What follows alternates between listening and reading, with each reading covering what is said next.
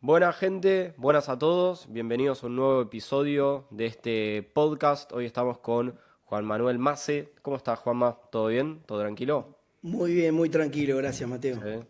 Ya, bueno, costó conciliar un momento.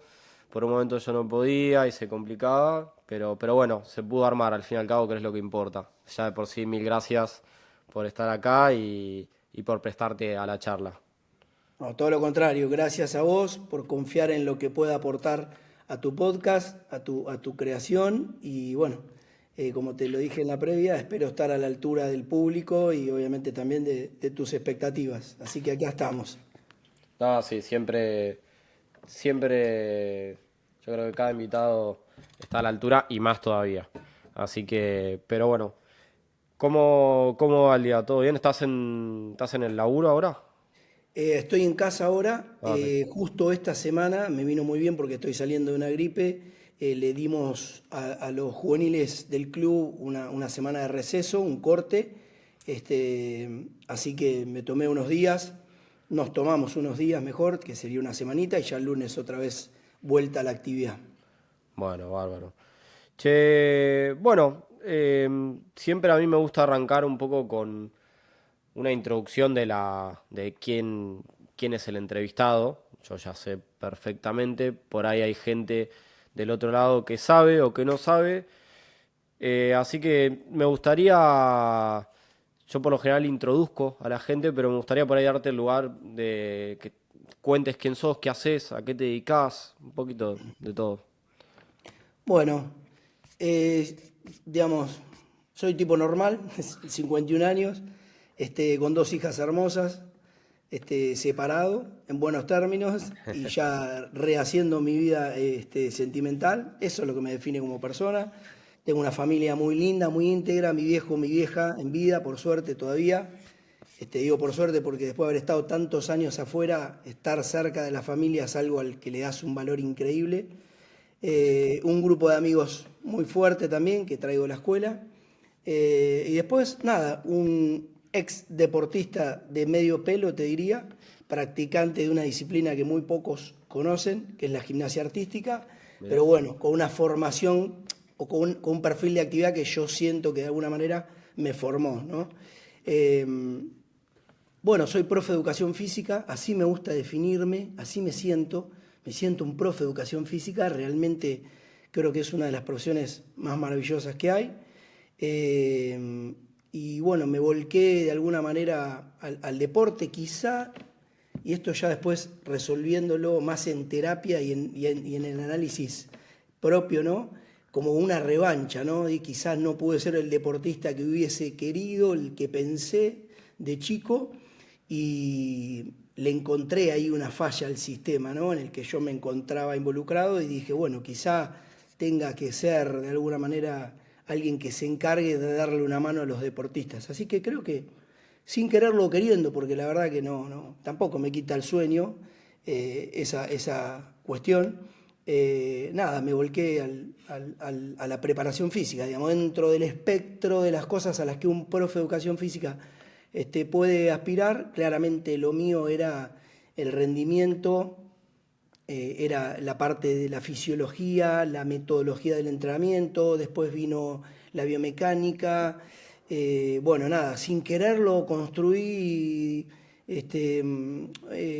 un cúmulo de experiencias y de aprendizajes y de conocimientos de diferentes áreas. Y nada, hoy sigo por el mismo camino y lo que considero que es una fortuna en mí, es algo de lo que yo digo, es algo de lo que he sido beneficiado, es la inquietud por el querer saber, ¿viste? Claro. Todo el tiempo le busco el pelo al huevo, vamos a ponerle.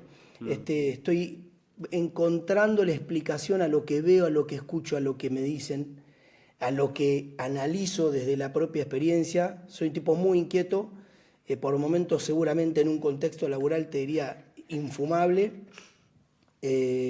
muy exigente con el encontrar respuesta, con el, che, esto es así, no me convence nada. Así que entre lo que fui como deportista, lo que construí en el rodar del aprendizaje y este perfil de mi personalidad, creo que, bueno, nada, me llegó hasta donde estoy.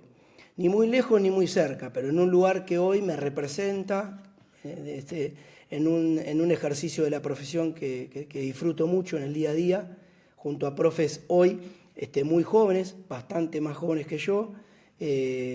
Así que bueno, me empuja, sigo creciendo. Así que ese soy, ni más ni menos. Che, te iba a preguntar, bueno, hoy en día estás trabajando en Defensa y Justicia, ahora vamos a hablar un poco sobre eso, pero me dijiste que estuviste un buen tiempo afuera. ¿Qué experiencias tuviste afuera? O sea, ¿fue más relacionado ahora así como al deporte al alto rendimiento o qué es lo que estuviste?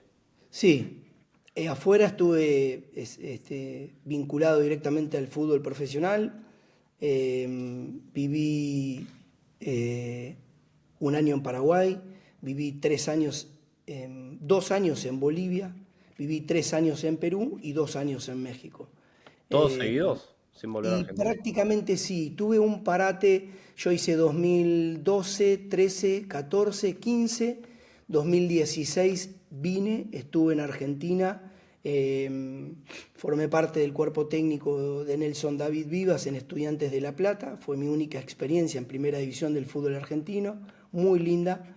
Y después me agarró la pandemia, bueno, 2018 no hice nada. Después vino la pandemia y post pandemia volví a salir. No, miento. Después del 2016 tuve un año sin hacer nada y 2018 y 2019 estuve en Perú. Claro. Después vino la pandemia y después estuve en México. Año 22 y año 23 hasta agosto, que es cuando septiembre que llegué nuevamente a Argentina, prácticamente directo a conectar con el proyecto de Defensa y Justicia.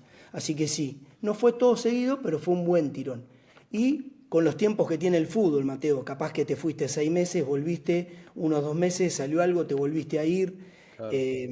La permanencia, la durabilidad, la vida útil de un cuerpo técnico en el fútbol normalmente es pobre, Sí. es muy volátil, ¿no? Eh, Así que, pero bueno, fueron unos cuantos años de estar lejos, de estar fuera, de aprender un montón de cosas, de padecer otras y de aprender muchísimo, eso sí, de aprender muchísimo. ¿Y siempre, vos estuviste siempre, o sea, abocado al fútbol? ¿Buscaste eso también o no? No, yo me inicio, como preparador físico me inicio, en realidad yo dejo la gimnasia artística y me inicio como entrenador de gimnasia en una escuelita, si te dijera acá, en la ciudad de La Plata, Sí. previo a empezar la carrera de educación física. Yo ya sabía que iba a estudiar educación física, mi madre es maestra y es profesora de educación física, así que la matriz docente como que la tomo de ella, sin lugar a dudas. Eh, y bueno, esas fueron mis primeras armas, ¿no? Como el ex gimnasta que ayuda en horarios con chicos. Bueno, nada, así empecé. Después me volqué por un amigo al básquet como preparador físico de una primera división, pero de una segunda local acá. Eh, Después estuve en el rugby y paralelamente que estaba en básquet, estaba en rugby. En rugby estuve bastante tiempo, vinculado a un club de acá, que es Universitario de La Plata. En aquel momento militaba en la segunda. La ciudad de La Plata es una ciudad muy rugbyística, muy futbolera, Sí. pero muy rugbyística también. En una experiencia que fue maravillosa. Y yo tengo un hermano que fue jugador de fútbol y ya estaba de vuelta, digamos, de regreso en su carrera y me dice un día, che gordo, nos quedamos sin profe, estamos haciendo una pretemporada para jugar, en ese momento se llamaba Argentino C, creo, o Argentino D, no recuerdo exactamente, de un rejunte de un equipo de la liga y dije, bueno, le di una mano y me gustó. Ya estaba muy identificado con el rugby, pero me gustó. Me gustó porque había un grupo maravilloso. Bueno, la cuestión que salimos 2 años, te aclaro que era absolutamente ad honorem. Ad Mirá. honorem. Yo tenía mi gimnasio Sí. en ese momento, tenía el club universitario donde tenía rugby y básquet, y esto lo hacía 2, 3 veces por semana, si podía iba al partido, si podía no. Y bueno, esas fueron mis primeras armas en el fútbol, pero la verdad es que no inicié, no fue un deporte en el que inicié. Claro. Che, y contame un poco. Bueno, primero me da intriga cómo fue que llegaste a Defensa y Justicia y también bajo el rol que llegaste, porque veo que o sea, tomás una buena, como decir, un rol de coordinador por ahí, no sé bien qué haces, pero contame cómo llegaste y qué es lo que estás haciendo hoy en día ahí. Bien, yo llego a Defensa y Justicia eh, estando en charlas, estaba en México aún, queriendo salir ya del cuerpo técnico en el que estaba, por cuestiones más personales. Perdón, ¿en Eh, México dónde? ¿En qué club? en ese momento estaba en Venados, Sí, es un equipo de Liga Expansión, es como si fuese un Nacional B, sí. viviendo en Mérida, una ciudad maravillosa, Mm. maravillosa. Eh, pero bueno, nada, sentía que se acababa el ciclo ahí, que en el cuerpo técnico yo ya no me sentía cómodo, y estaba viendo posibilidades. Bueno, en charlas con un gran amigo, este, Juan Manuel Donadío, que en ese momento era el responsable de todo lo que era scouting y videoanálisis en el club, y de confianza de Diego, del presidente, me dice, Juan, acá el proyecto quiere incluir la figura de un strength coach, o sea, de un responsable del área fuerza.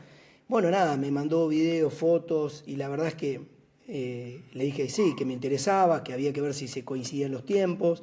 Bueno, nada, la cuestión que así arribé, presenté un proyecto, se lo presenté a Diego, el presidente, se lo presenté a Nico también, que es el directivo de juveniles, y nada, y gustó y quedó, y empecé. Empecé en la figura del strength coach, o sea que sería el encargado de la parte de fuerza, que era desde reserva hasta la categoría más chica de juveniles, que es novena, y a poco tiempo de que estaba ahí, en charlas así, en intercambio con estos dos directivos, eh, me preguntaban qué veía yo, de qué se podía hacer en el club, y ahí les comuniqué la idea de lo que sería un departamento de rendimiento para poder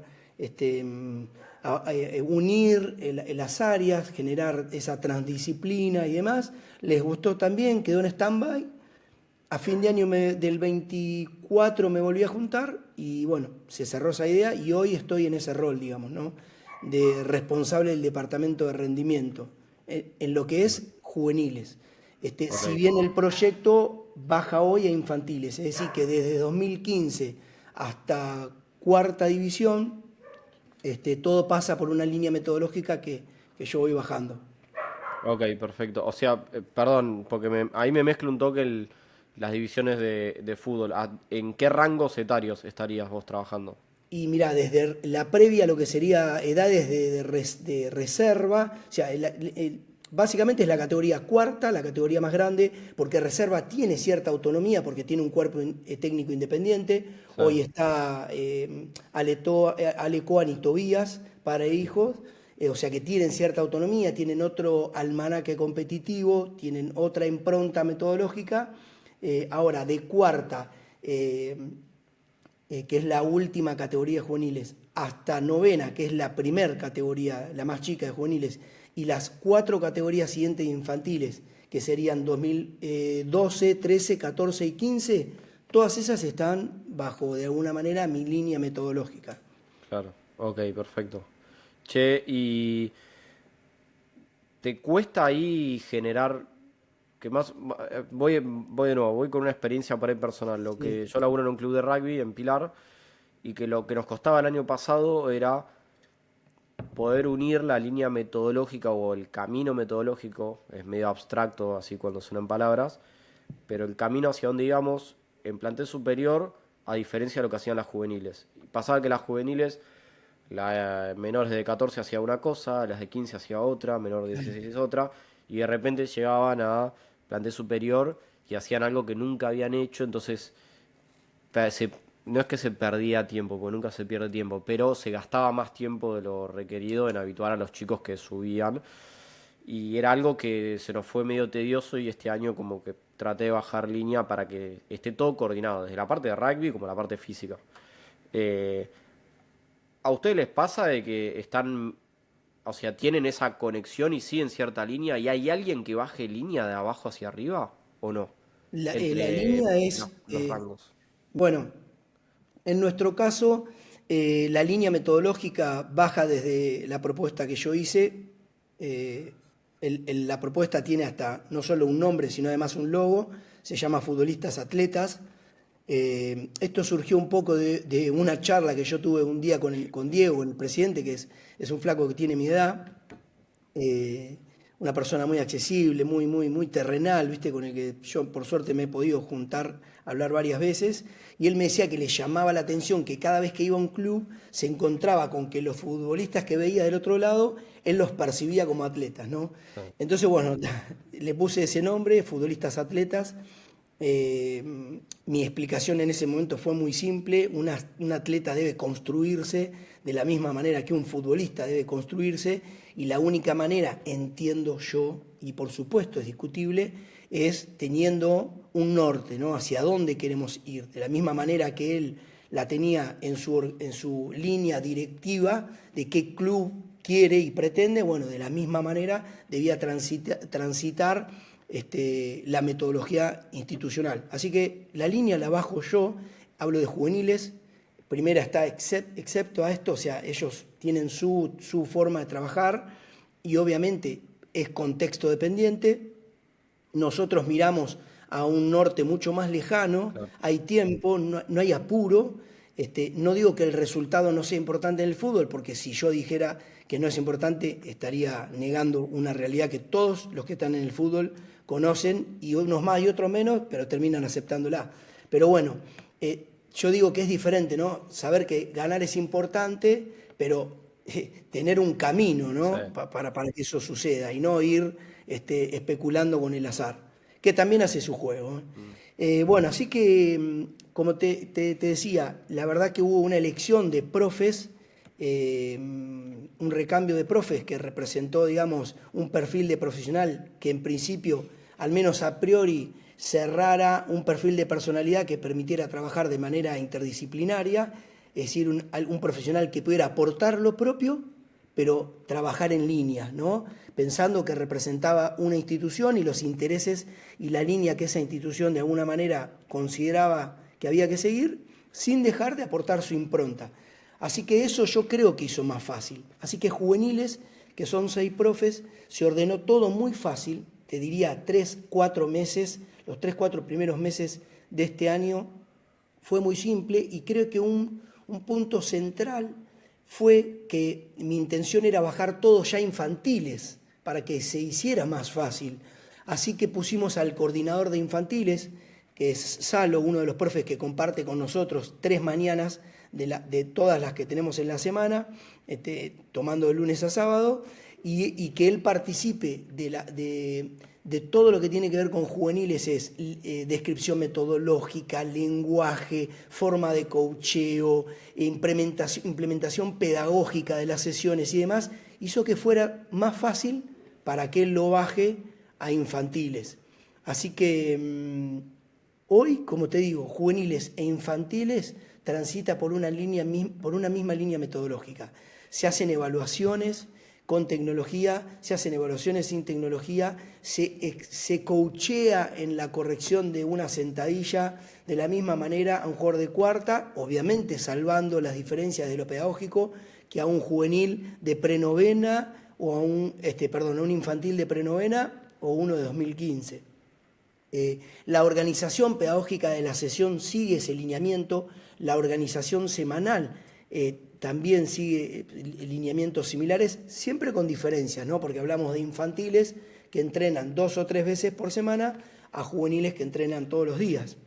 Pero bueno, no ha sido difícil, para nada, Mira, en lo absoluto. Al menos de momento no lo ha sido. Pero las cosas claras desde un primer momento. claro. Y la propuesta fue con un absoluto aval institucional, entonces todo hizo que fuera más fácil.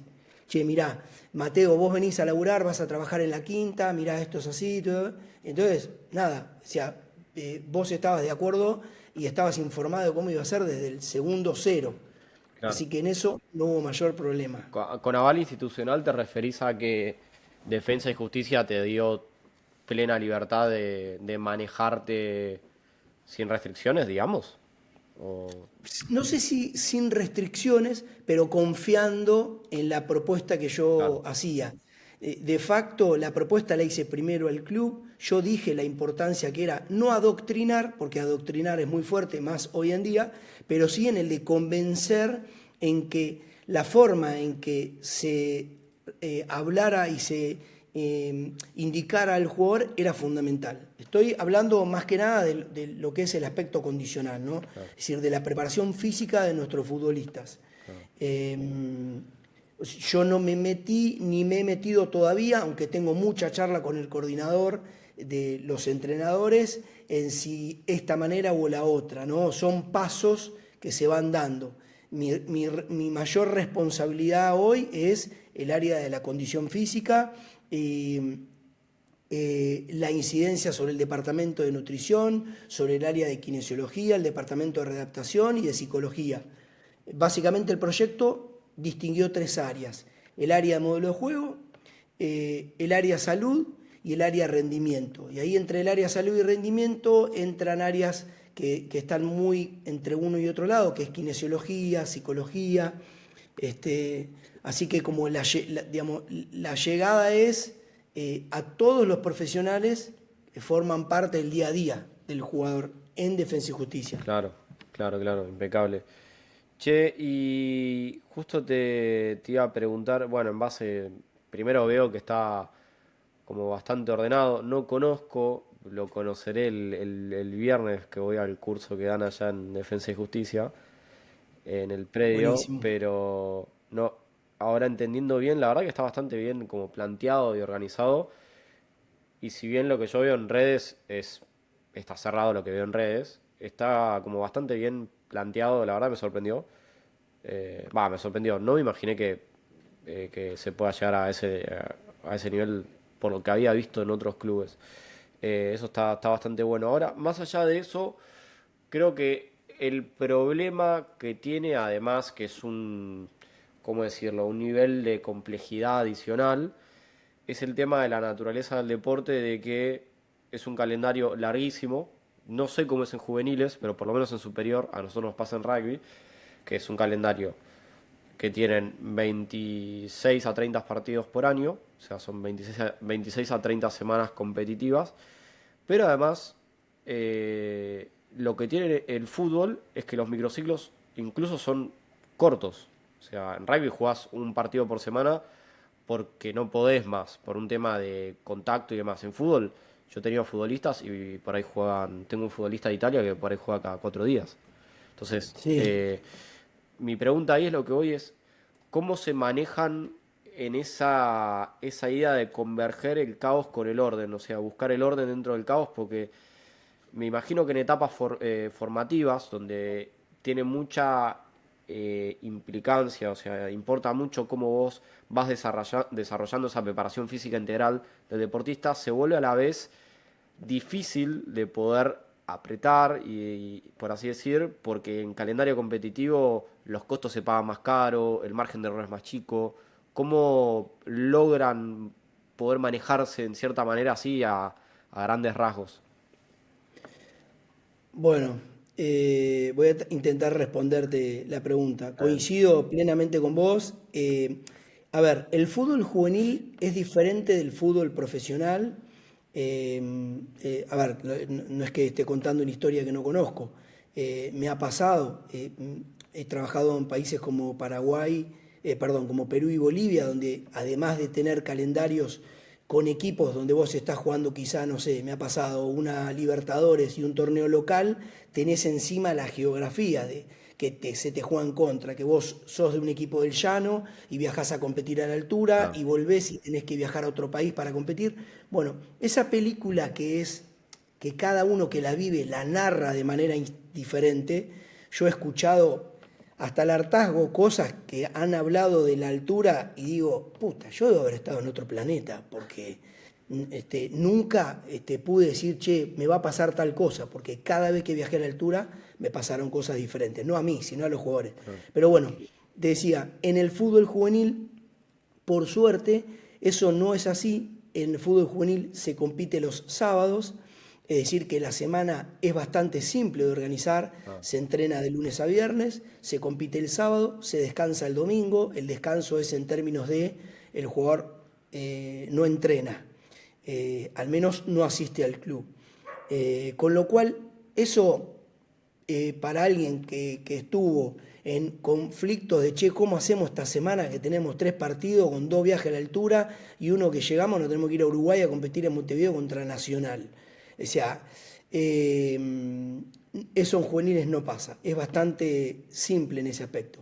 Nos pasó que la semana pasada tuvimos una fecha que se recuperaba, entonces competimos el sábado contra Independientes, el miércoles con Boca y el sábado con Colón. Como ya sabíamos que esto iba a ser así, lo sabíamos con antelación, 2 semanas previo hicimos un ajuste ahí en lo que es carga externa, al menos en lo que es carga posible de manipular de manera previa, que es lo que tiene que ver con la parte física, y después tomamos algunas estrategias nutricionales y de recursos con los profes para poder favorecer un poco más a la recuperación, entendiendo que teníamos un conglomerado de 3 partidos en 7 días, y lo cierto es que nosotros no entrenamos a los futbolistas para soportar 3 partidos en 7 días, porque normalmente tenemos uno. Pero bueno, creo que salió bastante bien, independientemente de los resultados, ¿no? El verlos competir, cómo compiten a los chicos, te da tranquilidad de que el acumulado de condición física y esta organización previa a esa semana cargada de partidos funcionó relativamente bien. Dale. no, lo que te iba a preguntar es, antes de escarbar un poco sobre la planificación y también a rasgos Bien. generales, pues no vamos a ir al detalle de cada ejercicio. eh, pero me gustaría preguntar ahí también, creo que el desafío es, yo no lo tuve porque no laburé, no tengo tanto trabajo con juveniles, siendo sincero, las edades más tempranas con las cuales trabajé, las más jóvenes fueron 17 años, 16 años, como muy, muy bajo, y fue muy poco, pero me imagino viendo ahí ese rango etario que manejas, el desafío es que por ahí a veces no coinciden, o sí, la edad cronológica versus la edad biológica madurativa. Que, por ejemplo, en una división de chicos de 14 años, por ahí tenés un pibe que está más cerca de parecerse a mí que un chico de 14 años, y por ahí tenés un chico de 14 años que... ¿Cómo manejan esas diferencias? Porque me imagino que es todo un tema, y sobre todo, Sí. que también es lo complicado con gente más chica. No sé si en este momento histórico, pero también el tema de... Es como un paradigma difícil de romper el entrenar chicos, jóvenes y demás, o sea, adolescentes, infanto juvenil, eh, con el tema del entrenamiento de fuerza, que el entrenamiento de fuerza puede tomar un millón de formas, ¿no? No es solamente tirar 100 kilos de sentadilla. ¿Cómo, bueno, en fin, cómo se manejan con todo eso? Porque es un desafío importante. Sí, bueno, es buenísima la pregunta. Obviamente que le cabe es una pregunta que cabe en alguien que trabaja con juveniles. Es tal cual vos lo decís. La verdad es que yo no tenía mucha experiencia con trabajos eh, de chicos, más que lo que había hecho en el tránsito de la gimnasia artística, pero era como entrenador de gimnasia artística, no como preparador físico, y ahí se hacía lo que la escuela de la gimnasia te decía, sin importar nada. Después tuve una experiencia muy linda con gimnastas mujeres, ya ahí sí como preparador físico, entre las cuales había 2 que estaban en selección argentina, este, pero también son deportes, viste, muy, muy particulares, Claro. donde pareciera que nada importa y es dale y dale y dale. El gimnasta es una especie de robot, tiene algo, viste, más de tercera línea de rugby que de futbolista. El gimnasta es un ser muy especial.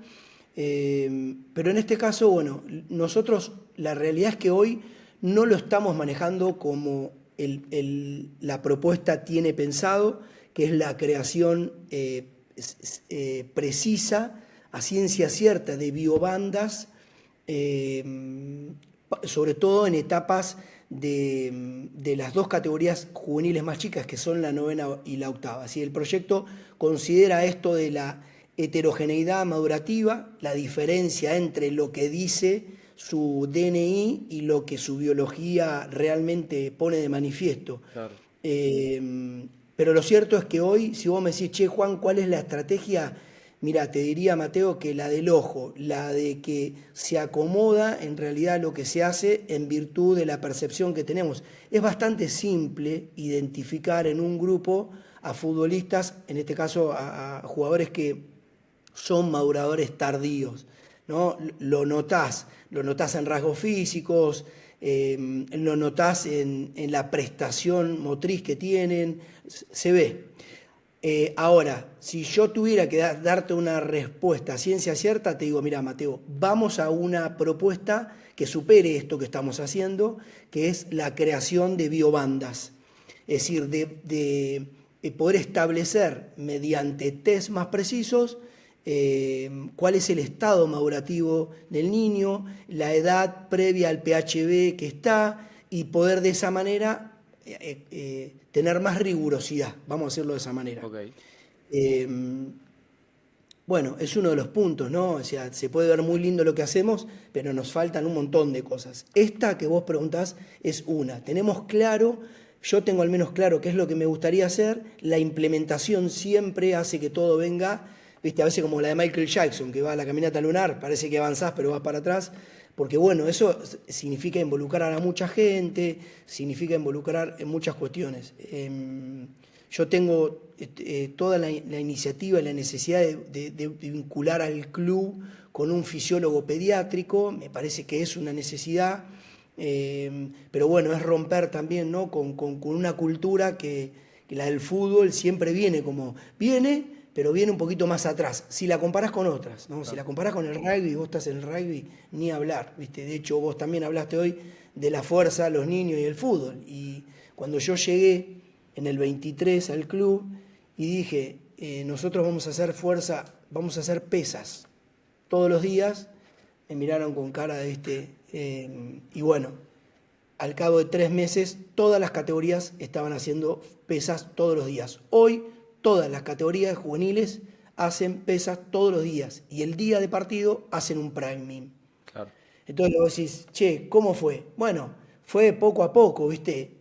Tener mucho cuidado en lo que se hacía, tener absoluta argumentación y fundamentación detrás de lo que se hace y cómo se hace, y obviamente darle una impronta práctica que no complejice nada. Digamos, es un solo gimnasio y aunque es muy grande, son muchos jugadores y todos tienen que pasar, así que es un Tetris, ¿viste? Claro. Que se construyó.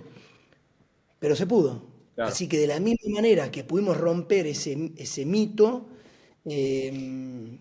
bueno, vamos detrás de esta posibilidad. Che, prenovena, novena y octava, mi intención es, antes de que termine el 2025, poder establecer biobandas. Che, ¿en qué nivel madurativo biológicamente está este jugador y en cuál está este? Y aunque no va a cambiar mucho, porque el sentido sigue siendo siempre el mismo, construir la capacidad y construir la habilidad en términos de aptitud neuromuscular para lo que el fútbol te demanda, en términos de acciones, que frenar, arrancar, saltar, cambiar de dirección y repetirlo muchas veces, el sentido es el mismo. Claro. O sea, no hay algo que vaya a cambiar, pero sí la consideración al momento de, che, ¿son 4 o son 6? Claro. Voy a hacer una boludez, ¿es el 60% o el 70% la RM? ¿Será que son 3 series o son 2? Al menos que nos lleve a nosotros, a los profesionales que somos, los que ponemos el día a día, la rueda en el día a día, replantearnos. Pero bueno, nada, va por ese lado, estamos por hacer algo mejor que lo que hacemos, porque somos conscientes de que lo que estamos haciendo no es lo suficiente. Claro. Sí, hay como un comentario, yo creo que es una forma más que, o sea, vos lo mismo lo dijiste, está en claro el objetivo hacia dónde se empuja, sino que es como por ahí una forma de más, de, no sé si mejor, pero una organización más robusta para poder ejecutar una tarea hacia un objetivo y en cierta manera el camino termine siendo más eficiente o por ahí menos desgastante. Y sobre todo, que esto no me acuerdo de quién, sinceramente no me acuerdo de quién entrevistado lo saqué, el mundo del rendimiento deportivo, sea infantil, sea juvenil, sea mayor, más que búsqueda de beneficios, es correcto manejo de riesgos. Esa frase me quedó mucho, de que obviamente uno quiere buscar maximizar y demás, pero en realidad lo que cobra más importancia, que alguno puede estar de acuerdo o no, es cómo manejamos el riesgo de que suceda el peor escenario posible. Pues el peor escenario posible es que un tipo se lesione, puede haber mil formas de lesionarse y las lesiones son muy complejas, pero que una persona se lesione y al fin y al cabo que se lesione es limitarle la progresión que queremos hacer de rendimiento, que no pueda jugar, que lo que importa al fin y al cabo es que el tipo pueda jugar y se sienta bien y bla, bla, bla. Entonces, en fin, eso, siento que es como una está buena la idea desde ese lado, como un correcto organización y también para simplificar la vida al PF en tu caso, para tener las cosas más ordenadas, sobre todo cuando tenés un buen volumen de gente, porque a mí me pasa con rugby que yo tengo plantel superior, y juveniles la superviso por arriba, pero plantel superior que tengo 70 personas, que no es tanto, somos yo y tengo dos PFs. Y aún así es como no podés estar en todos lados y si vos tenés un sistema más robusto, que lo que nos pasó fue robustecer el sistema, este año lo ordenamos un poco más, te ayuda a atajarte un poco más o darle cierto sentido a eventos que van sucediendo, más en retrospectiva. Pues yo no puedo anticipar una lesión, pero si van pasando ciertas cosas, negativas o positivas, mirando para atrás es como, che, bueno, esto corrobora lo que pasó en cierta manera. Pero bueno. Che, y la verdad que está bueno, es muy interesante lo que decís, porque me imagino que es un desafío y también, me imagino también ahí es difícil poner como el parámetro para el rango, ¿cómo dijiste? La banda Sí, son biobandos. bandas, sí. Mirá, yo no sé si es tan difícil. Yo creo siempre, viste, que a veces se imponen cosas y en realidad creo que el gran negocio es que independientemente de lo que la ciencia te demuestre, finalmente lo que resulta trascendente es cómo vos lo pones en tu contexto, Claro, ¿no? Es decir, bueno, ¿qué te dice la ciencia? Bueno, la ciencia cada vez es más contundente al respecto de qué sí, no, cómo, por qué. El tema es que vos estés ordenado y que ese orden obviamente vos lo relativices a tu contexto. Che, bueno, esto es lo que yo puedo hacer con lo que tengo. Y que desde ahí construyes la superación. O sea, bueno, mira, esto era lo que hacíamos, esto es lo que podemos empezar a hacer, bueno, ¿cómo lo hacemos? ¿Cómo lo implementamos? claro. Eh, Hay veces que entiendo que los profes tenemos mucho de excusas, ¿viste? No, bueno, pero es imposible hacer esto, porque ¿cómo? Como te digo, me pasó cuando yo llegué al club y planteé que nosotros necesitamos hacer pesas todos los días, porque digamos, es la construcción necesaria. Bueno, claramente no vamos a estar en una sesión de 50 minutos, porque ¿quién dice que 50 minutos son mejor que 25? Claro.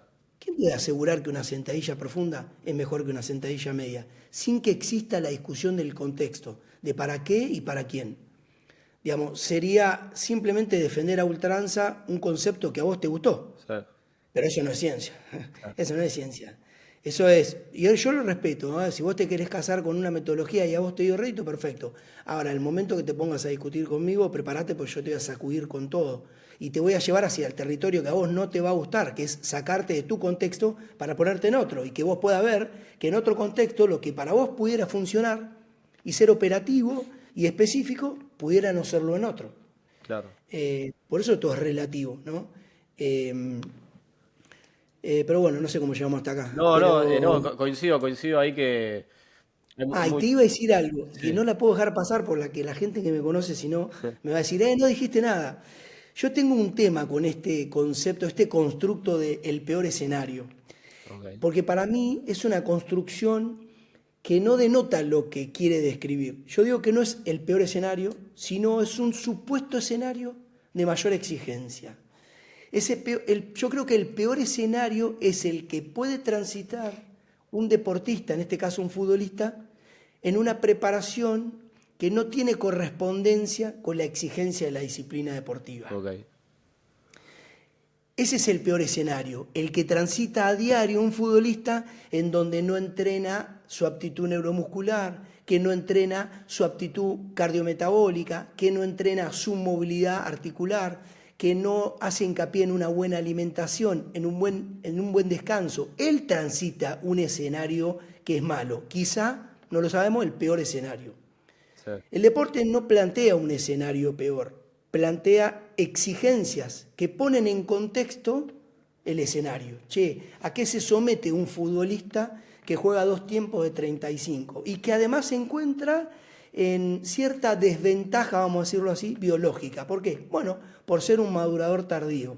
claro. No está acompañado de una biología que puede ir detrás de esa exigencia que plantea los requerimientos, pero tiene la virtud del juego, tiene la inteligencia táctica, tiene la picardía, tiene el dote de no te corre todas las que te tiene que correr, porque sabe que esta que no te corre la guarda para otra en la que te va a correr y te va a Claro. ganar y te va a sacar una ventaja, ¿no? Se acomoda solo eso, lo que no significa que no tenga que tener preparación. Claro. No, son cosas diferentes. ¿No? El jugador juvenil, el habilidoso, el pillo, como se dice en el fútbol, está buenísimo, pero a ese hay que dotarlo de una biología que procure tener lo que el juego le va a demandar, que es un escenario de una exigencia cambiante todo el tiempo. Nadie puede decir qué va a suceder en un partido. No, Nadie puede decirlo. imposible.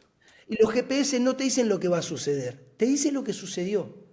Y la interpretación de lo sucedido, si no se acompaña de imagen, es absolutamente discutible, al menos desde mi mirada, desde la mía. Si no se, Che, perdón, si no corrimos, se acompaña de imagen, ¿a qué te referís? claro, el contexto en el que el esfuerzo Ah, sucedió. está Cuando bien. uno lee, che, se corrieron 400 metros a alta velocidad, ¿no? Que no es alta intensidad. Sí, A alta velocidad, porque la banda te está diciendo velocidad, no te está diciendo intensidad. Está bien, pero hay que ver en qué contexto los corrió esos 400 metros. ¿Cómo fueron corridos? No es lo mismo que yo te diga, bueno, vamos a suponer que tu velocidad de desplazamiento máxima es 30 kilómetros por hora. Que vos juntes 30 metros de a 30, 40 metros, si es que pudieras sostenerlo, y que eso los repita de manera aleatoria, a que yo te diga, bueno, mira Mateo, cada 10 segundos vas a hacer esto. Es imposible que eso suceda. No va a suceder, porque es una cuestión biológica, no va a poder. Por más que quieras, no vas a poder hacerlo. Ahora, los 400 metros, en la lectura del GPS, en ese análisis descriptivo de carga externa, está. Sí, perfecto. Pero ¿cómo se hicieron? ¿Se sí, entiende? sí, sí, perfecto, perfecto. Si bien vos lo encontrás en una línea tiempo, el contexto real no lo tenés, porque vos tenés un electrocardiograma que ves en una línea tiempo y que lo estás sacando del contexto más explicativo, que es el juego mismo. Claro, claro, perfecto. Mira, está bueno, es Eh, interesante lo que decís. el peor escenario fue construido en esto de las exigencias, después de suceder, para mí no es el peor escenario. Sí, Insisto, el peor escenario es la de un jugador que transita una etapa de formación sin una metodología clara, y ese es un escenario que puede ser descrito como el de mayor exigencia, sí, el de mayor exigencia física, sí, porque no sabemos si es mayor exigencia perceptivo-decisional. claro, No necesariamente coinciden unas con otras, es mi mirada, ¿eh? claro, claro.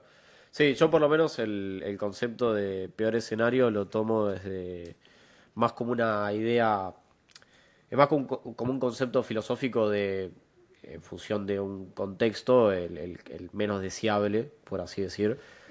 En diferentes personas puede tomar diferentes connotaciones, Aceptaciones, sí. digamos, claro. Exactamente. Che, y hablando, ahí diste un pie de, bueno, de lo que hablaste, de lo del campo, de esto y lo otro. Me diste pie a esta pregunta de cómo ustedes logran poder monitorear toda esta complejidad de factores y variaciones y qué es lo que ustedes realizan como para monitorear y controlar lo que se conoce como la carga, que la carga es algo recontra remil amplio, por lo menos en la literatura para el común de la gente. ¿Cómo ustedes logran hacerlo? Si, por ejemplo, tienen, que creo que chusmeé un poco de vi, que es bastante común en fútbol, bueno, en rugby también, sistema de semaforización en base a cómo va rindiendo. eh, no sé cómo se manejan ahí en base al control y al monitoreo. Sí, mirá, primero voy a hacer una salvedad que no me parece poco importante. Cuando yo me reuní y empezamos con este grupo de profes nuevos, yo relativicé muchísimo el aporte de los dispositivos de posicionamiento global, los GPS, lo relativicé muchísimo y le di mucha importancia a darle al profe que es joven, y no hablo en desmedro en desmedro de lo que son como profesionales, la importancia de la observación. Ok, No, perdón, yo te creo que interrumpo. ¿A qué te referís con relativizar en poner a los GPS en el lugar que corresponden y que no salgan más de ahí. Es decir, el dispositivo, el GPS es una herramienta que está al servicio del preparador Ok, físico. Y no puede, bajo ningún punto de vista, el dato, desde mi mirada, sí, puede estar por encima de una lectura mucho más holística que vos hagas de las necesidades, del propio análisis del dato y mucho menos del abordaje del día a día. O sea, yo no quería profes mirando una tablet, yo quería profes mirando a los jugadores correr. Y nosotros tenemos toda la tecnología en el club nos ha brindado todo lo que les hemos pedido, nosotros hacemos monitoreo en vivo con 15 dispositivos por cada categoría de todos los entrenamientos, este, también así de los partidos. Tenemos, cuando queremos, plataformas de fuerza para ver qué es lo que sucede en este formato de ejercicio con esta carga y en este otro. Tenemos traductores de posición, tenemos todo, tenemos todo. Pero independientemente de tener todo, desde mi parte el acento está puesto en con los profes. Che, Isa, ¿vos qué viste? ¿Cómo los viste? claro. No, yo los veo cansados.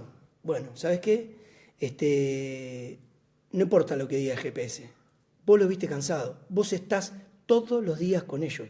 Desde la mañana hasta que se van, desde el primer minuto de entrenamiento hasta el final. Vos interactuás, tenés carga interna de ellos, vos interactuás con chat por WhatsApp, vos estás con ellos. Si vos decís que están cansados, en principio están cansados.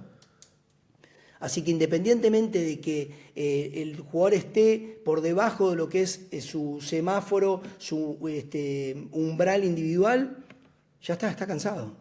Y listo. Porque probablemente el jugador no durmió bien, porque por ahí, no sé, lo que sea. Así que por eso te hago esta salvedad.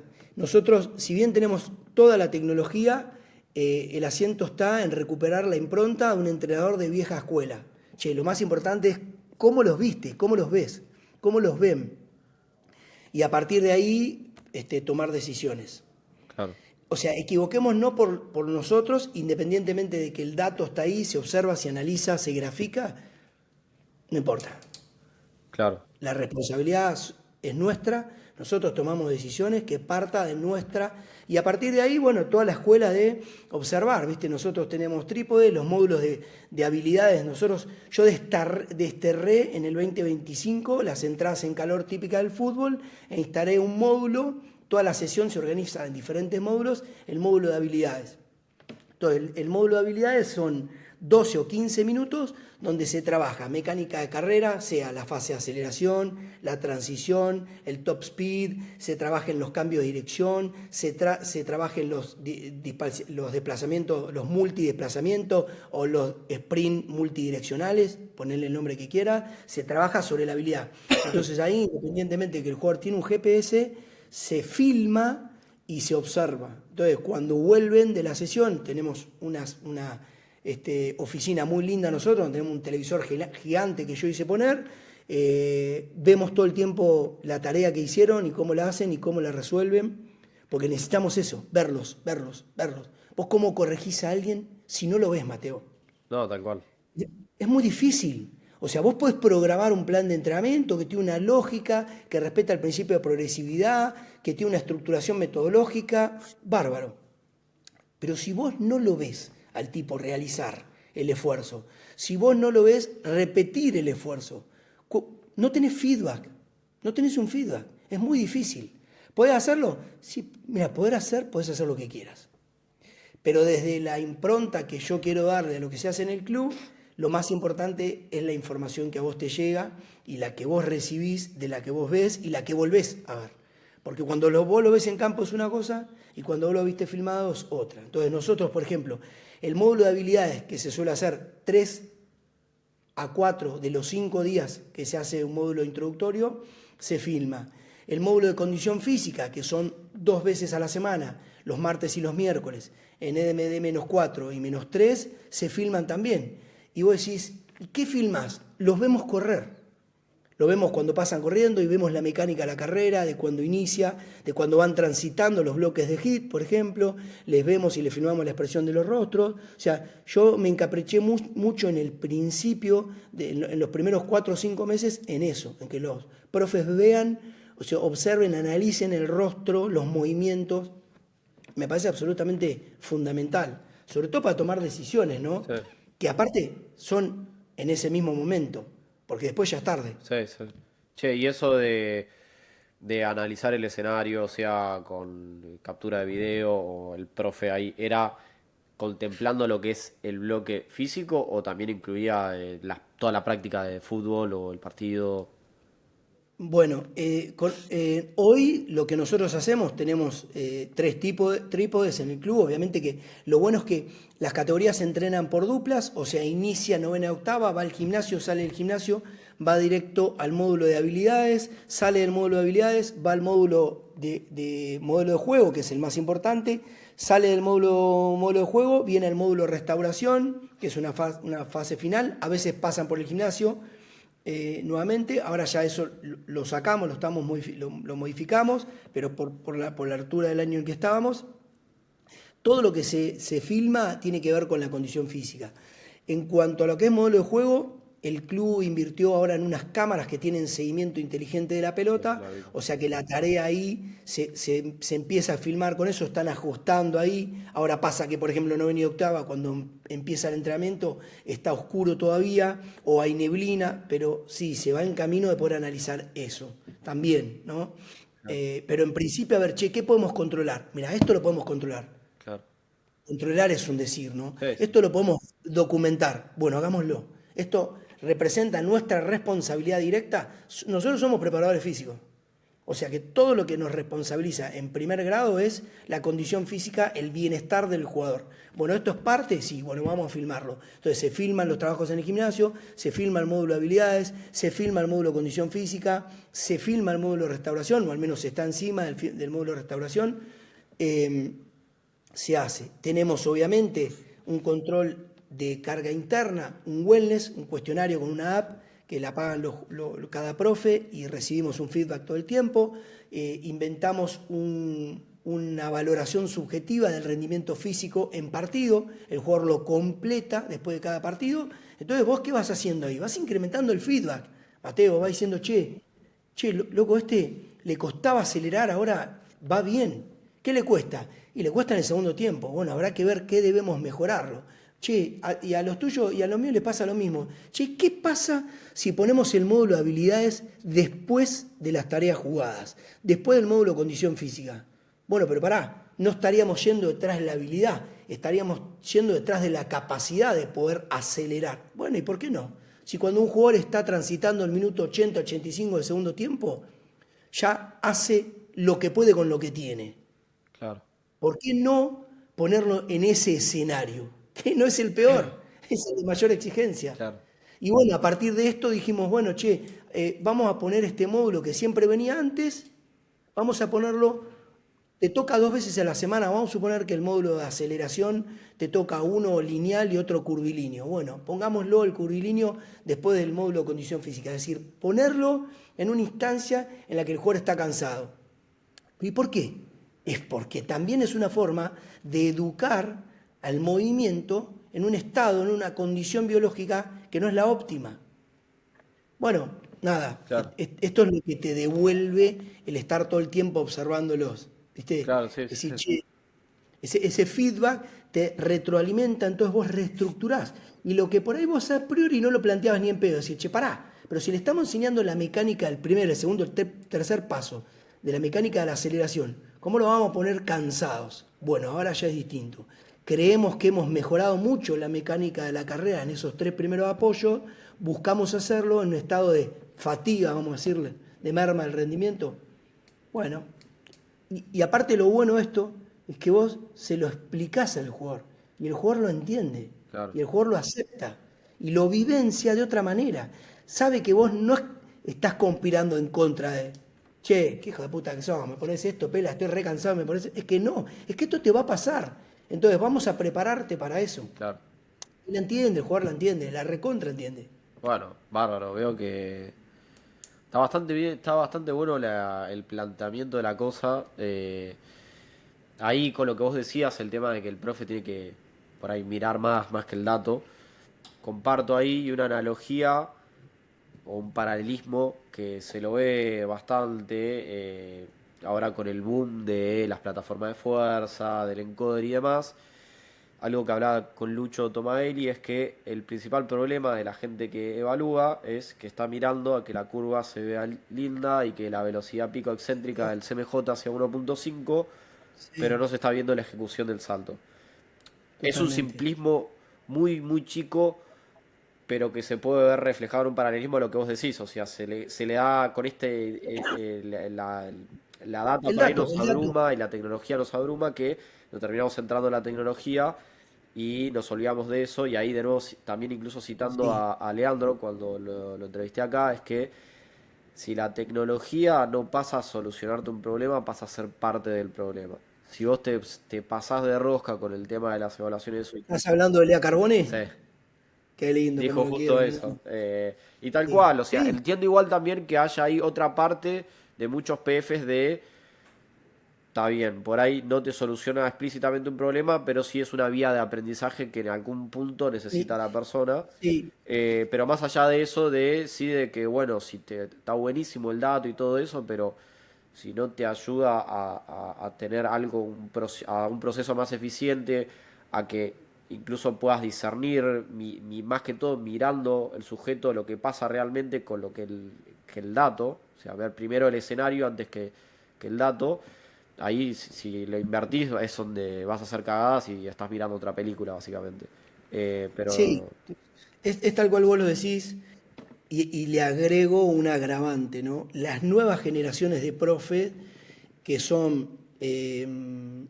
nacidos en la comunidad de una pantalla, eh, tienen naturalizado eso, ¿viste? Necesitan ese brillo, ese esplendor que le va a los ojos, porque prácticamente han sido naturalizados en ese contexto. Vos sabés que hoy yo hablaba con Edu Tondelli, nada, no, mirá cómo me viene esto, me viene como anillo al dedo, ¿no? Y me decía, che, Juan, ¿qué fue la primera evaluación? Y le digo, boludo, yo la primera vez que tomé el test de Sargent con mis jugadores de básquet de Meridiano Quinto, y escuchá, polvo de tiza, mirá lo que te voy a decir, polvo de tiza en el piso, en los dedos, en los 3 dedos más largos de la mano. Entonces vos marcabas parado en la pared, de lo perfil he a la hecho, lo pared, he hecho. boludo, después hacías un salto y marcabas. Y después ibas con el centímetro y medías la diferencia del alcance. Es decir, la diferencia que había entre donde vos le pegaste con los dedos y donde vos marcaste con los dedos brazo extendido paralelo a la pared, ¿no? Pegado a la pared. Entonces, claro, la naturaleza era el de observar al jugador en ese gesto de contramovimiento, ponerte de perfil a él, de frente a la pared. Entonces, si, digamos, ¿qué quiero decir con esto? Que mi generación, más 50, nace con el beneficio o acarrea con el beneficio de haber tenido la observación y nada más. Claro, El cronómetro no tenía brillo. claro. De noche, que el que tenía un cronómetro con luz era Gardel, boludo. ¿Me entendés lo que te digo?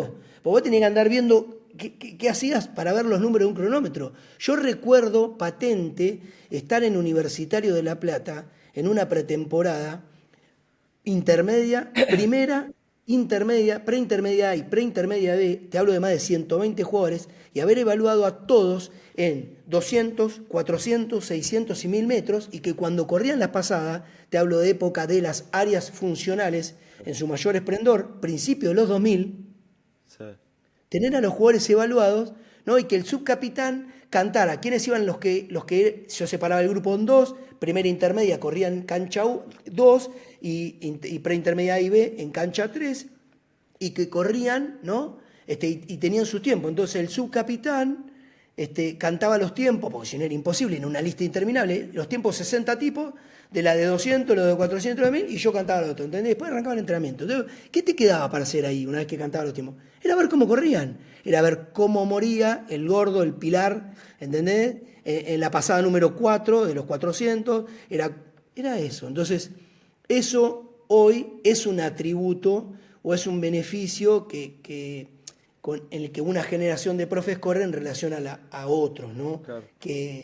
Y yo creo que, y se lo digo a los profes en el club, yo el legado que les quiero dejar es eso. Muchachos, y comparto plenamente con esto que te dijo Lea, pero el gran legado es, muchachos, si ustedes le quitan los ojos a quien se mueve, están, lo voy a decir mal, meando fuera el tarro. Claro. Lo que no significa no tener idea de, cuál es la morfología de esta curva fuerza-tiempo durante un salto con contramovimiento. Sí, claro que vos tenés que saber identificar que la forma en que se movió va a representar una dinámica de la curva fuerza en función del tiempo diferente de otro, porque es una huella digital la de cómo se mueve generando un gesto con contramovimiento. Pero primero hay que observarlo. Claro. Lo más rico es observarlo. Sí, sí. Después ves si el pico de velocidad excéntrica estuvo por debajo, o sea, mayor a 1.35 o no. Y si la intencionalidad de ir para abajo es o no es. Pero si no te sobra viéndolo. Claro. Si vos lo ves, vos en la observación tomás la intencionalidad del sujeto. Entonces vos ahí, y esto es parte del coacheo que yo le decía a los chicos, es a los profes, mirá, te voy a contar te voy a narrar algo. No se preocupen por la altura del banco al que le van a poner. Preocúpense por hacerle entender al chico que lo que acontezca para arriba nace de lo que hicieron al momento de ir para abajo. Claro. Cuando ustedes le expliquen que lo importante es el suelo, no el banco, que al suelo van a llegar, si al banco van a llegar, si al suelo le hicieron lo que le tenían que hacer, y lo administraron de la manera en que lo tenían que administrar, el banco de 50, de 60 o de 70 es una anécdota, porque lo importante es el piso, no el banco. Ahora, si ustedes ponen los ojos en tenés que caer parado acá arriba y no en tenés que empujar lo más rápido y lo más duro que pueda al suelo, el problema está en el coacheo. Ustedes han hecho un mal coacheo y el esfuerzo se convirtió en resultado. Yo tengo que caer acá arriba. Y vos acá arriba del banco podés caer por efecto de haber elevado las rodillas, no de haber despegado tu centro de masa y haberlo elevado verticalmente. Claro, claro. Pero el mensaje vino mal del principio, Mateo. ¿Qué culpa tiene el pibe si vos le enseñaste mal? Si vos no le enseñás que levante las rodillas cuando se está acelerando, ¿qué te hace pensar que el pibe lo va a hacer naturalmente? ¿Qué te hace creer que los picos de aceleración van a estar por encima de 4 si vos no le enseñaste lo necesario para que eso suceda? Claro. Lo mismo con la velocidad máxima. Yo no estoy convencido de que ganarle de 31 a 32 kilómetros por hora a un jugador de fútbol sea decisivo. Yo estoy más convencido por ahora de que si ese jugador puede representar su velocidad máxima más veces al menor costo, tiene más rédito que haber corrido a una velocidad mayor. Y te llevo a la siguiente reflexión. ¿Quién gana la carrera de atletismo? ¿El que alcanzó la velocidad pico en la carrera o el que llega antes a la meta? Y el que llega antes. Entonces es una cuestión de tiempo, no de velocidad, la carrera de 100 metros. Sí, de verdad. Nadie, digamos, independientemente de que pueda coincidir que quien alcanzó el pico llegó antes, eso no necesariamente es así. Puede haber sucedido que alguien no haya alcanzado el pico, pero haya podido sostener durante más tiempo velocidades más elevadas y hace que esa distancia sea cubierta en un menor tiempo. Y la medalla no se la dan al que alcanzó el pico de velocidad, Claro. se la dan al que cruza ante la meta. Claro, claro. Eso no se puede negar. No, no, tal cual. Sin embargo, muchas veces nos obsesionamos con el dato en términos absolutos. Uy, eran 1400 newton, ahora fueron 1450. Che, uy, alcanzaba 30 kilómetros por hora, alcanza 31. Che, las aceleraciones máximas eran de 4 horas, este tipo tiene 4.5. Yo no digo que no sea un dato más, pero estoy absolutamente convencido de que en el contexto del fútbol eso no es absolutamente decisivo, porque el fútbol representa muchas veces esfuerzos submáximos que deben ser repetidos en el tiempo, y en un tiempo en el que nadie sabe cuánto tiempo va a suceder hasta que vuelve a suceder. La pausa en el fútbol es incompleta y asistemática. Los episodios son episodios, nadie sabe cuándo va a suceder. Claro. Eh, Ese es el escenario real, es contexto dependiente. Yo creo que la mejor forma física la transita aquel futbolista que puede no estar limitado a expresar condicionalmente lo que el juego en sí le propone. ¿En qué momento? En todos los momentos, en cada momento. Al principio del primer tiempo, en promedio del primer tiempo, al final del primer tiempo y lo mismo en el segundo. claro. Y además, quien pueda recuperarse más rápidamente de eso, porque ese es el gran desafío, creo yo, de la preparación física. Que Mateo pueda estar rápidamente a disposición de una nueva sesión de entrenamiento. No solo de un nuevo esfuerzo, sino de una nueva exigencia a volver a sufrir el estrés del estímulo que se propone para mejorar tu rendimiento. La capacidad de recuperarte. Para mí, ahí está todo. Claro. Che, y volviendo un poco atrás, que me daba un poco intriga en cuanto a la... no te lo pude preguntar bien o por ahí no se expresó del todo bien. Me hablaste del tema de los módulos, los módulos de recuperación, de habilidades, Bien. de... ¿Cuál, qué módulos tienen y cómo los tienen organizados? ¿Qué es cada módulo Bien. en términos generales? Todos juveniles e infantiles transita con el mismo lenguaje, la misma nomenclatura y la misma organización metodológica. Se organizan en algunos más y en otros menos, pero vos tenés el módulo de aptitud neuromuscular. Yo le llamo aptitud neuromuscular, aunque a muchos les duele en el ego, pero no me gusta llamarle de fuerza, porque en realidad la fuerza es una cuestión, una variable más de la que buscamos entrenar, ¿no? Ok, Eh, el módulo de aptitud neuromuscular, que tiene que, en este caso, que ver con la tarea previa que se hace en el gimnasio. El módulo de habilidades, que tiene que ver con esto más vinculado al movimiento propiamente. En el movimiento entra la aceleración, la desaceleración, el sprint en sus diferentes manifestaciones y expresiones temporales. Y con las habilidades o los skills, como les suelen llamar los gringos, cambiar de dirección, frenar y arrancar e ir hacia atrás. Bueno, todo lo que tiene que ver con la habilidad de moverte en este 360 que te demanda el juego, ¿no? o Es sea, el decir, que vos laburo te de haces, campo. que son tareas que se hacen Claro, exactamente ya esto en campo, ¿no? Si bien vos podés tener una habilidad que la representes dentro del es gimnasio, verdad. no sé, pudieras trabajar una mecánica de primer y segundo paso, como una... nosotros solemos hacer contraste descendente, si querés otro día hablamos de esto, porque es todo un mundo de cómo yo construí una metodología para el entrenamiento neuromuscular, pero la tercera dinámica de miembros inferiores muchas veces entra una mecánica de primer y segundo paso de las carreras de aceleración, ¿no? Con una partida de media altura, una partida detenida. Claro. Pero bueno, el módulo de habilidades se resuelve en campo, ¿sí? Después tenés el módulo de modelo de juego, son todas las tareas jugadas. Normalmente tenés una tarea introductoria donde el jugador se vincula con el balón, el control y el pase, la recepción son la matriz de esa primera tarea. Y después dos o tres tareas introductorias en relación, dos o tres tareas, perdón, principales en función de lo que se trabaje vinculado al modelo de juego. Eh, y después, bueno, 2 veces a la semana nosotros tenemos un módulo de condición física que es básicamente entrenamiento de la resistencia, si te Sí. gusta llamarlo de manera simple. Se corre ¿para qué? Para mejorar la condición física, para generar adaptaciones.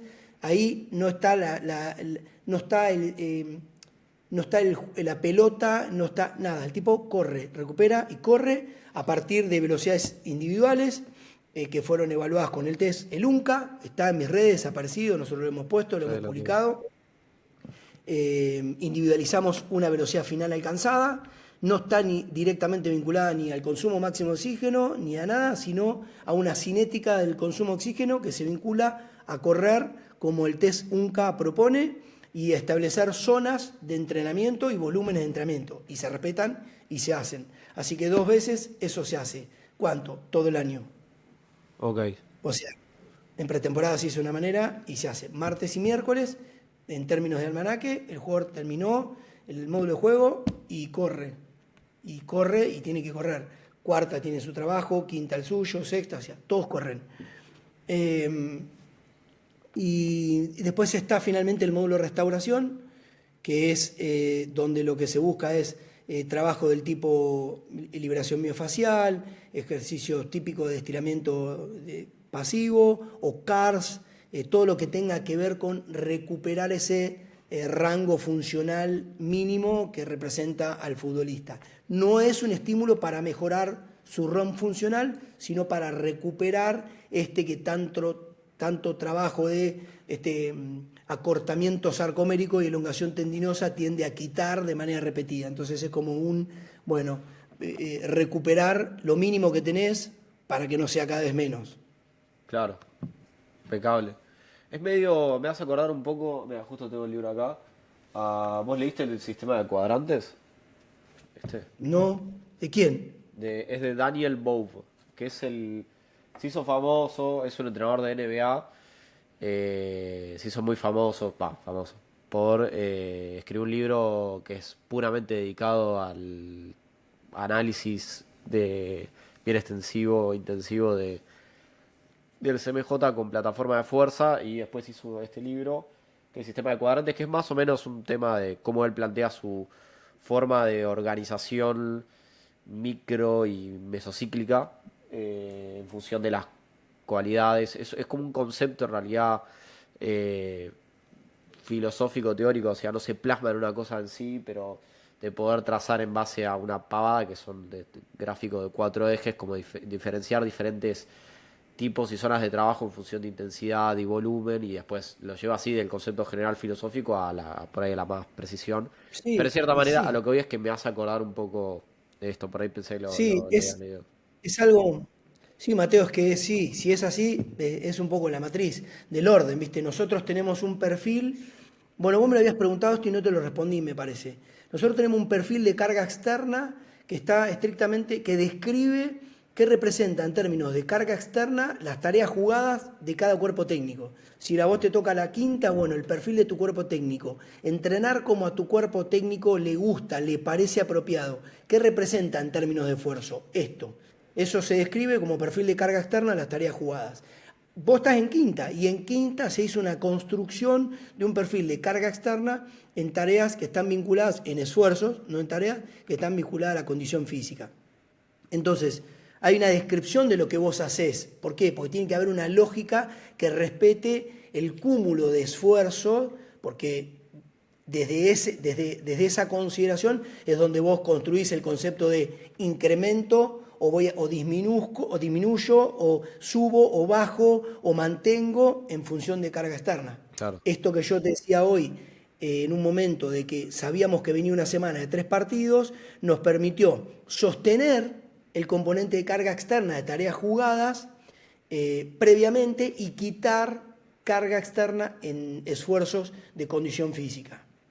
¿A merced de qué? De generar una descarga que preparara un esfuerzo que se venía, que ya estaba programado, que era competir sábado, miércoles, sábado, ¿no? claro, Sobre todo con algunos que tenían viaje de por medio a Santa Fe.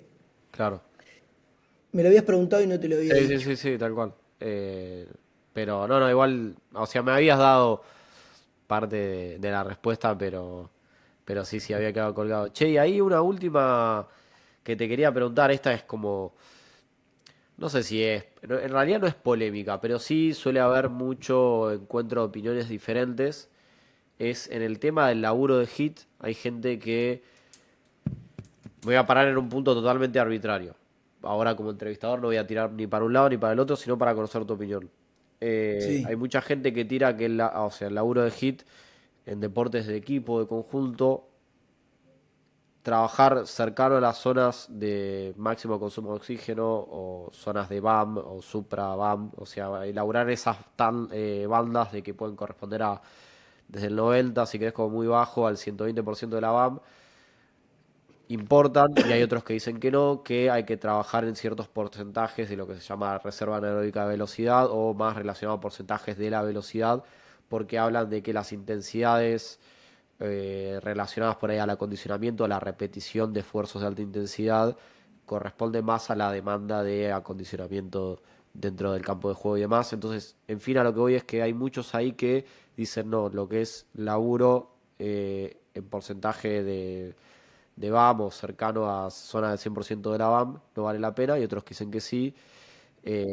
¿Cuál es tu opinión respecto a eso? O sea, ¿qué pensás sobre eso y por qué? No sé si me expliqué por ahí con la pregunta hacia dónde voy. No, no, sí, te explicaste, aparte sé por dónde viene la Ah, polémica y hay una cuestión de base, es que muchas veces los profesionales, me incluyo, entramos en un debate que yo creo que a veces lo hacemos porque quizá subconscientemente estamos aceptando que es más rico el debate que el aprendizaje y la idea que vos te termines de llevar, ¿no? Es decir, claro. como decir, bueno, hay que pelearse. Lo mismo pasó con el tema de la sentadilla media, la sentadilla profunda, una discusión que, bueno, en su momento yo la transité y hasta que no la transité más, porque me acuerdo que una vez en un foro presenté datos de fuerza, potencia y velocidad con encoding, con plataforma, en 3 formatos de sentadilla diferentes, y cuando dije, bueno, si no les alcanza esto, el problema lo tienen ustedes, no lo tengo yo,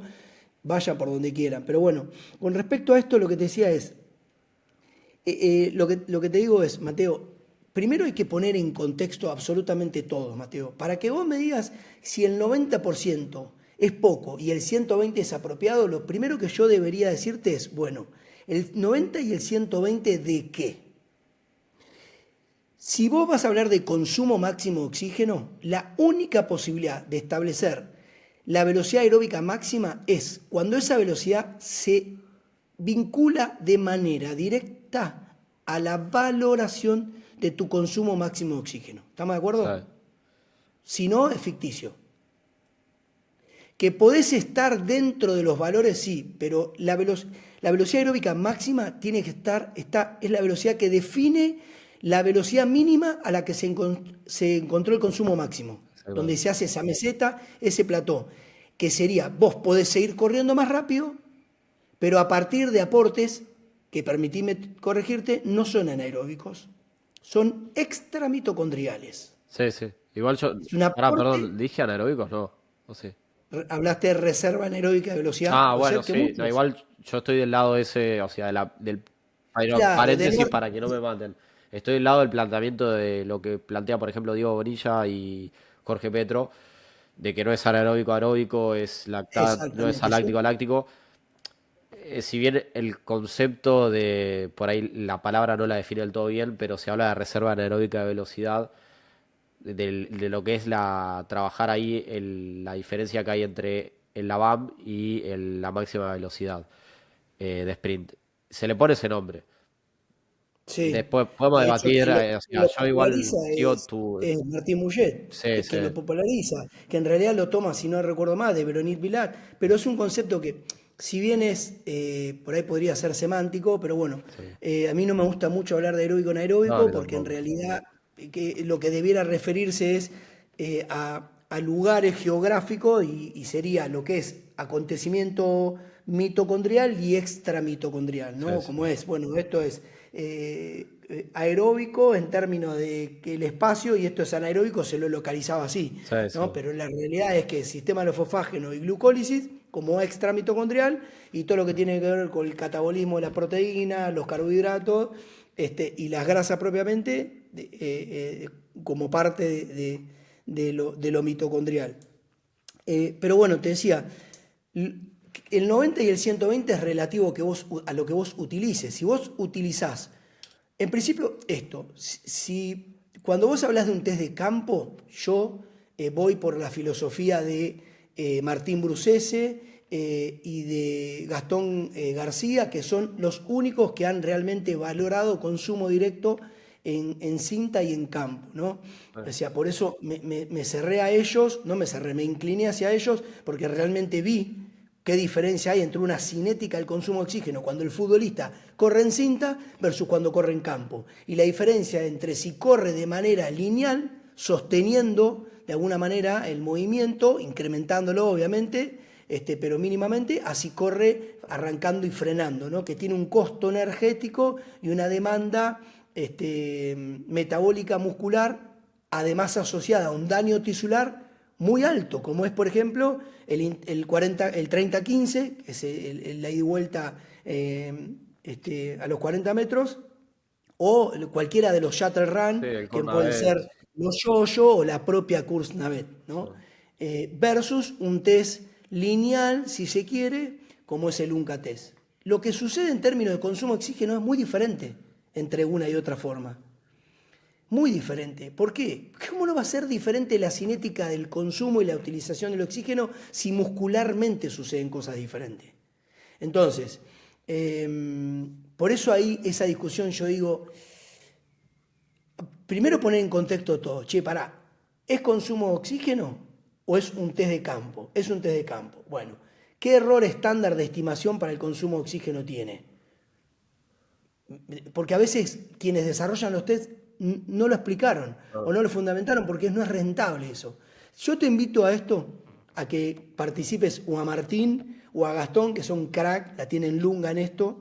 Pero bueno, digo, en esa discusión yo me incliné hacia ese lado. Nosotros tomamos el UNCA test, trabajamos en intensidades, para responder a tu pregunta y no ser egoísta, que van entre el 90 y el 120, y pedagógicamente organizamos entre lo que es capacidad y potencia del sistema. Cuando nosotros queremos incrementar el tiempo dentro de una zona en donde la cinética del consumo está cercana al umbral, ¿tá? Y cuando probablemente pisa el umbral y hasta la pasa, que estás hablando del 110 o el 120. Sí. Tenemos todo, digamos, yo tomé toda una estructura metodológica que me ayudó a construir Gastón y la pusimos en marcha, la estamos llevando adelante y bajamos una línea desde cuarta hasta infantiles. Hasta infantiles. Claro. Con infantiles, mirá qué cosa loca. En lugar de tomar el UNCA, tomamos Kurznavet, porque es más simple de correr en términos de cómo el niño va analizando el ida y el vuelta y el tiempo. Y hace 2 años que lo venimos tomando. De hecho, ahora aportamos datos de nuestra 2015, 14, 13 y 12 a un trabajo de investigación que se va a publicar ahora. Aportamos 200 y tantos datos de Kurznavet, del Shuttle Run, de la Kurznavet. Pero bueno, nosotros nos paramos ahí. En el test lineal no hablamos ni de velocidad aeróbica máxima, ni de consumo máximo de oxígeno. Hablamos de velocidad final alcanzada, VFA, velocidad final alcanzada. Y trabajamos sobre el 90 o el 120 de la VFA. Y ahí construimos una especie de organigrama que son componentes de carga, de si trabajás al 90 y trabajás sobre la capacidad del sistema, qué intensidades pudieras utilizar, qué tiempos de esfuerzo, qué tiempos de recuperación, las recuperaciones si son activas o si son pasivas, y lo mismo si trabajamos sobre la potencia del sistema. Es decir, qué intensidades utilizarías, qué tiempos de esfuerzos se proponen, qué tiempos de recuperación y qué característica tiene la pausa, si es estática, si es dinámica, etcétera, etcétera. Entonces, todos esos lineamientos yo los escribí, si algo que no te dije, los primeros 5 módulos, nosotros organizamos la planificación en módulos, no, en ciclos. Cada ciclo tiene 4 microciclos. Y eso nos permite, en 4 microciclos, volcar todo lo que queremos hacer y construir un análisis. Analicemos el ciclo 2, qué nos gustó y qué no gustó, para ver qué mejoramos para el ciclo 3. Y después organizarlo también de otra manera. O sea, microciclos que se alternan, donde la prioridad es lo cardiometabólico, en términos de condición física y cuándo la prioridad es lo mecánico, ¿no? Entonces, en los microciclos que la prioridad es mecánico, lo cardiometabólico se construye en intensidades más bajas, vas hacia la capacidad y probablemente vos tenés semanas de trabajo en donde aceleraciones altas de alta demanda, desaceleraciones de alta demanda y sprint toman el protagonismo. Entonces como que vas regulando qué llevas arriba y qué pones abajo, ¿no? Claro, Es un tanto complejo, pero muy simple a la vez. O sea, todo está bien caracterizado. ¿Qué se hace y por qué? claro, claro.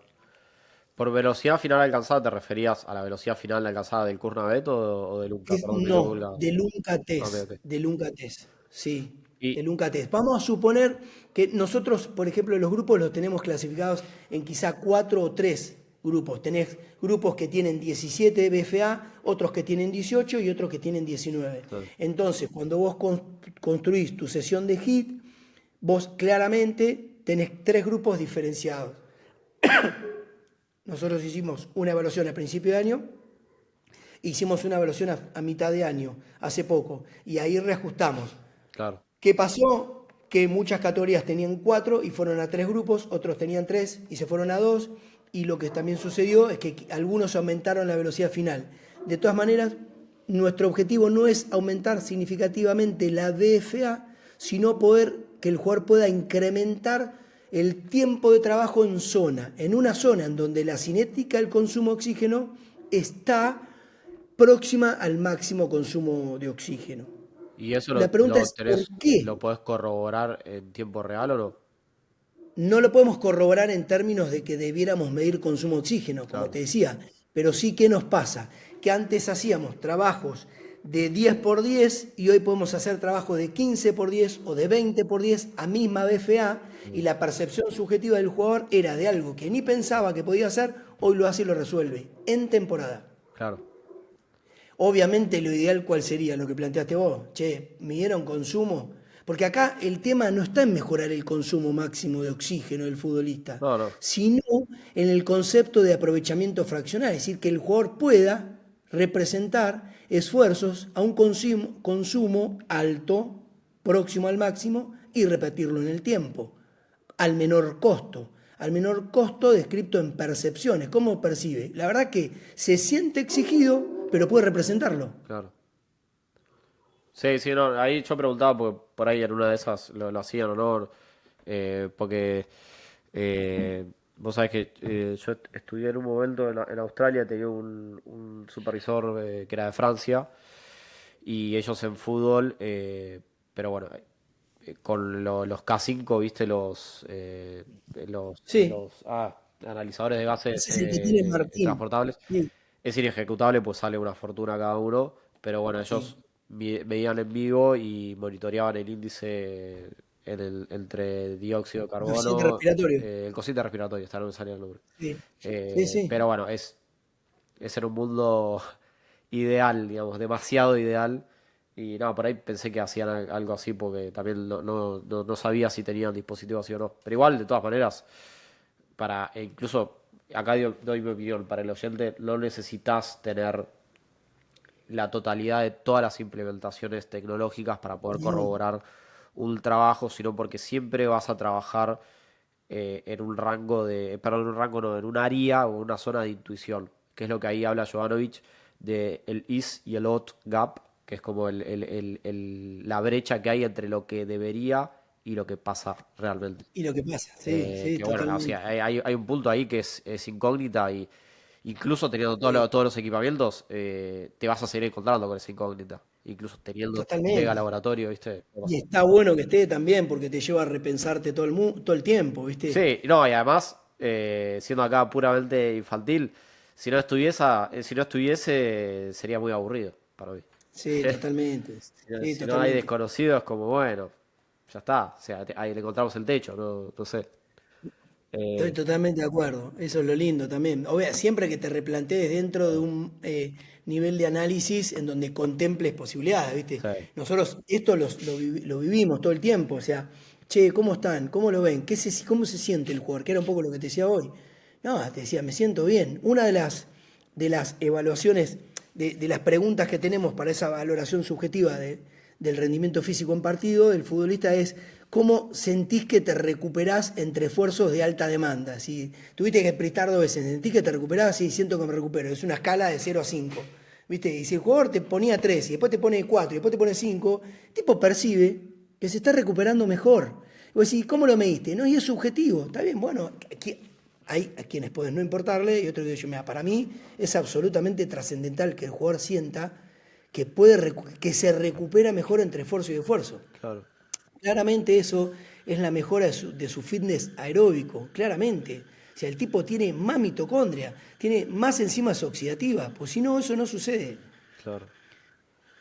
Che, y te hago una última pregunta, esta ya para ir cerrando. Vos sabés que me pasa mucho de que yo creo que, voy de nuevo, me pasa mucho de encontrarme mucha gente que se obsesiona para el otro lado, o sea, se pasa un poco de rosca con el tema de la fisiología, ya que nos metimos mucho en este campo.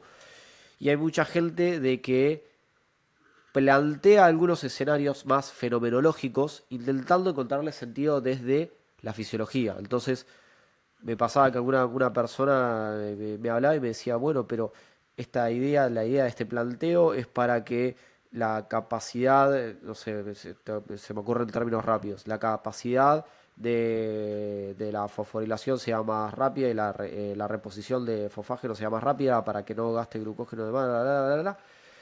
Digo, pero pará, o sea, vos primero estás asumiendo una causa-efecto directa de por hacer este trabajo de 10 12 segundos de esta intensidad vas a generar eso. Y segundo, no tenés una vuelta atrás de cómo corroborar esto que estás planteando en el escenario de fisiología. Entonces, siento que hay mucha gente por ahí que se ahoga en la fisiología y no está mal el hecho de querer darle esa base fisiológica, porque todo tiene una base teórica. Te lo digo incluso, yo soy docente de fisiología, está bueno entenderlo, pero en el mundo real es como que si te vas demasiado en la parte académica de libros, cuando es un escenario que no lo podés controlar, ni siquiera lo podés registrar o corroborar, hace que se te quemen todos los papeles. ¿Te pasa a vos en cierta manera, no sé si a vos o a la gente que tenés a cargo, que es como difícil transmitirle eso de hay que primero entendemos la base, pero guiarnos más por lo fenomenológico que por lo teórico que te plantea, no sé, el libro de Hit de Bucate, por ejemplo. Entonces, eh, ¿te pasa? Sí, está buena la pregunta. Yo creo que, a ver, yo intento siempre no buscarle, te lo dije creo que al inicio, buscarle una explicación, tiene que tener, sin descartar lo fenomenológico y de que hay muchas cosas que la ciencia va, digamos, por detrás de los sucesos que acontecen, ¿no? En materia del fenómeno del movimiento humano y del esfuerzo. Independientemente de eso, a mí me gusta analizarlo. Después si le encuentro explicación o no, lógica o no, es otro cantar. A mí me gusta mucho la fisiología del ejercicio. De hecho, yo fui 12 años docente de fisiología del ejercicio en la UNLP y, y tengo esa marca de querer entender. Lo cierto es que en los libros de fisiología explican muchas veces con un sesgo muy pedagógico, de che, hay que construir el conocimiento. Claro. Entonces, bueno, viste, voy a la analogía del sistema, de los sistemas energéticos. Primero el sistema de los fosfágenos, después la glucólisis, después el aporte de los sistemas mitocondriales, y la verdad es que todos, en el mismo momento el libro te habla de continuum energético. Sí. ¿Viste? Por un lado te dice primero A, después B, después C, y lo cierto es que, digamos, si bien digamos, hay una interrelación, hay una integración que no es que no tenga explicación, probablemente es muy compleja y no sé si vale la pena en análisis tan minucioso como dijiste vos, ¿no? Claro. Yo creo que tiene que haber un entendimiento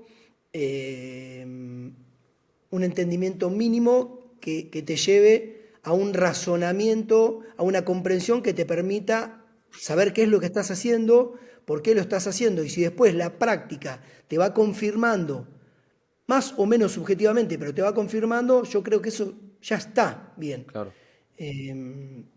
Pero bueno, creo que estar up to date, como se dice ahora, es una necesidad pero creo que tiene que haber un equilibrio. De la misma manera que vos estás haciendo esta pregunta al respecto de la fisiología del ejercicio, es lo que hablamos de la tecnología.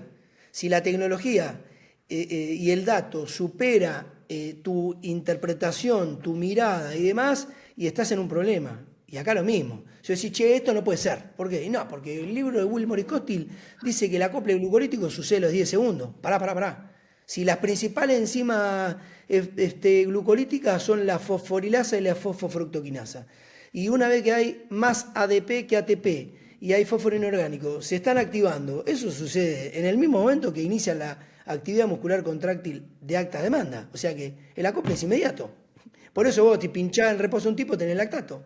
Claro. Pero bueno, tampoco te podés, no pienso que tiene que haber un entendimiento, pero tiene que haber un equilibrio. Sí, sí. Porque si no, es imposible llevar a la práctica lo que te da la tecnología y lo que te dice la fisiología. O sea, o te volcás un nerd o te transformás en un investigador, un fisiólogo de probeta, y la verdad que nosotros somos preparadores físicos, somos entrenadores. Claro, claro, tal cual.